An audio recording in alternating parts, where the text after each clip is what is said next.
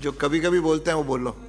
अध्यक्ष महोदय, आपने राजस्थान राज्य मानवाधिकार आयोग जयपुर के वार्षिक प्रतिवेदन वर्ष 2023-24 पर चर्चा में भाग लेने के लिए मौका दिया, इसके लिए आपका बहुत बहुत दिल की गहराई से हार्दिक अभिनंदन स्वागत करता हूं।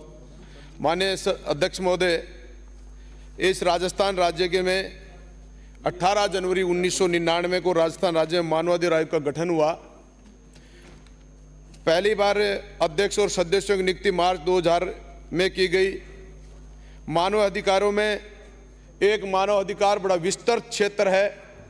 मानव अधिकार में हम सब लोग इस बात पर जब विचार करते हैं तो सबसे पहले पुलिस प्रशासन पर हमारा इंगित करने का प्रयास करते हैं, लेकिन मानव अधिकार के लिए प्रत्येक व्यक्ति को समानता, स्वतंत्रता, गरिमापूर्ण तरीके से जीने का अधिकार, जो भारतीय संविधान के भाग 3 में मूलभूत अधिकारों में वर्णित है, न्यायालय में उसको मान्यता देता है। इसके अलावा अंतर्राष्ट्रीय समझौते के फलस्वरूप संयुक्त राष्ट्र संघ की महासभा द्वारा भी इसे स्वीकार किया गया।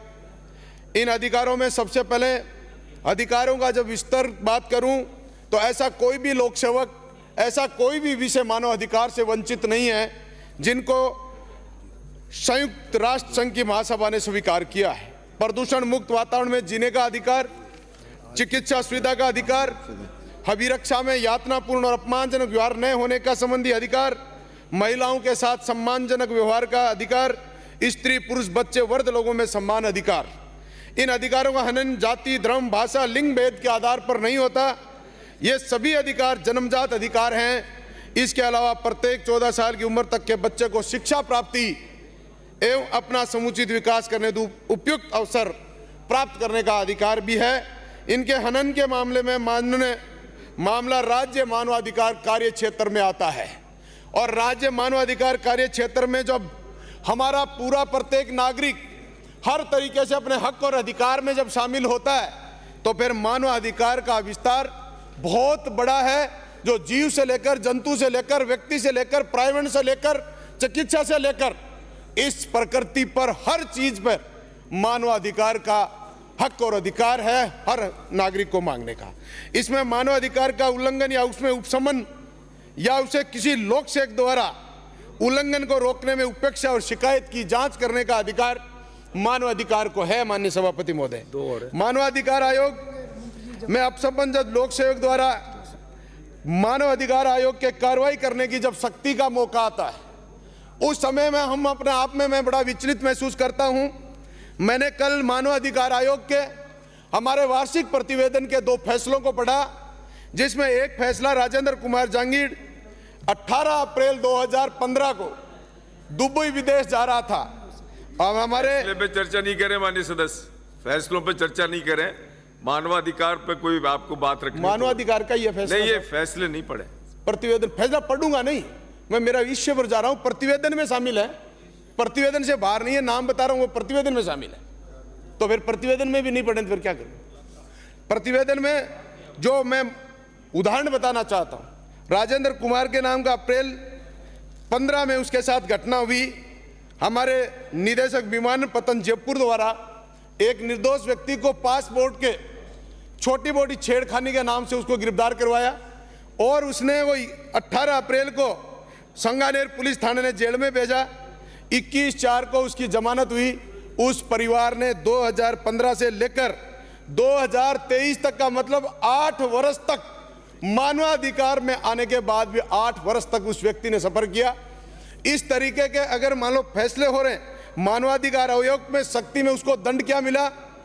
2 लाख रुपए पुलिस के जुर्माना, 2 लाख रुपए निदेशक विमानपत्तन विभाग को। मैं कहना चाहता हूं कि शक्ति का विस्तार किया जाना चाहिए।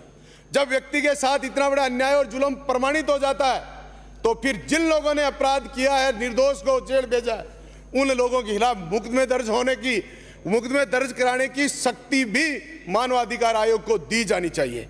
दूसरा उदाहरण मैं इसी एक फैसले में और बताना चाहता हूं। कैलाश खरोल नानूराम को पुलिस थाना भीलवाड़ा के सदर थाना में एक व्यक्ति को गिरफ्तार करके 151 में पुलिस लेके आई।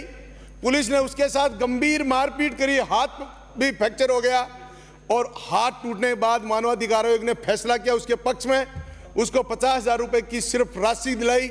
लेकिन वहां भी मैं कहना चाहता हूं, जब व्यक्ति किसी व्यक्ति के साथ मारपीट करता है तो उसका अगर मुकदमा दर्ज होता है तो क्या पुलिस किसी व्यक्ति के साथ मारपीट कर दे, उसकी प्रमाणित हो जाए तो फिर उनके खिलाफ मुकदमे दर्ज होकर आगे की कार्रवाई होनी चाहिए। माननीय सभापति महोदय, इसी के साथ ही साथ मैं एक बहुत बड़ी बात कहना चाहता हूं। एक सुप्रीम कोर्ट का फैसला हुआ DK वसु बनाम Paschim Bangal, writ number 539/1986। Supreme court ने गिरफ्तारी के संबंध में उस फैसले में 11 बिंदु निर्धारित किए, जो कि हमारी 2023-24 के वार्षिक प्रतिवेदन में उस फैसले का हवाला दिया गया है। मैं कहना चाहता हूं, इस 11 बिंदु की किसी भी थाने में किसी भी पुलिस विभाग के द्वारा एक भी बिंदु की पालना नहीं होती। इसलिए मैं सभापति महोदय, मंत्री महोदय जब भी इस पर प्रतिवेदन पर अपने जवाब दें, अपनी बात रखें, तो मैं कहना चाहता हूं इस 11 बिंदु को आप अध्ययन करें गहराई से और एक एक पुलिस थाने में इस 11 बिंदु की पालना कराने की हर संभव कोशिश की जाए। 2 मिनट में सभापति महोदय मैं मेरी बात को पूरी करूंगा। मैं समानता के अधिकार में भी आपके ऑफिसर्स इस राजस्थान प्रदेश में बैठे हैं। युवाओं का एक बहुत बड़ा मैं मामला बताना चाहता हूं। जिम्मेदार लोक सेवक भर्तियां निकलती हैं, युवाओं को रोजगार की बात करने की बात करते हैं। एक बहुत बड़ा उदाहरण है कि 2016 में इन विभाग द्वारा एक 75 पद पर संस्कृत विषय में एक भर्ती निकाली थी। उस भर्ती में बेरोजगारों की परीक्षा हुई और बिना पात्रता जांचे 4 लोगों को नौकरी दी, 71 लोगों का पद खाली रख दिए। इस प्रकार के लोक सेवक जो हमारे युवाओं की बहुत बड़ी मेहनत के बाद अपने हक और अधिकार के लिए, हमारी सम्मानता के लिए जब मैदान में आते हैं, तो इस तरीके के लोक सेवक जब अन्याय और जुल्म करते हैं तो इनका बहुत बड़ा गंभीर विषय में माननीय सभापति महोदय, एक हमारी सरकार भी मानव अधिकारों का उल्लंघन कर रही है। हमारी महिलाएं स्कूलों में कुक कम हेल्पर में लगी हुई हैं, उनको न्यूनतम मजदूरी सरकार नहीं दे रही है, मात्र 2,000 रुपए महीना दे रही है। ऐसा महिलाओं के साथ भी अगर आपका मानवाधिकार नहीं दिख रहा है, सरकार स्वयं भुगतान कर रही है, तो फिर इससे बड़ा और कोई उदाहरण नहीं हो सकता। माननीय सभापति महोदय, एक मान लो छोटा सा और कह के मेरी बात पूरी। माननीय सभापति महोदय, एक राजस्थान में, हरियाणा बॉर्डर पर या अन्य स्टेट कोई भी हो, वहां पर पुलिस द्वारा फर्जी मेडिकल रिपोर्ट के आधार पर लोगों को 307 में जेल भेजने का काम कर रहे हैं। और यह प्रमाणित हो गया राजस्थान में 10 मुकदमों में हरियाणा की प्राइवेट हॉस्पिटल की मेडिकल रिपोर्ट के आधार पर जिन लोगों को जेल कटाने का काम किया है, मैं तो कह रहा हूं पूरे राजस्थान में किसी भी बाहर के प्राइवेट हॉस्पिटल की मेडिकल रिपोर्ट जहां जहां भी सम्मिलित की गई हैं, उन सब की जांच कराकर उन निर्दोष लोगों को न्याय दिलाने का काम करें। ये बहुत बड़ा मानवाधिकार उल्लंघन है। माननीय सभापति महोदय, मैं कहता हूं जिस प्रदेश में महिलाओं को जब विश्वास हो तो तेजी से देश का विकास हो। धन्यवाद, आपने मुझे बोलने का मौका दिया। बहुत बहुत माननीय सभापति।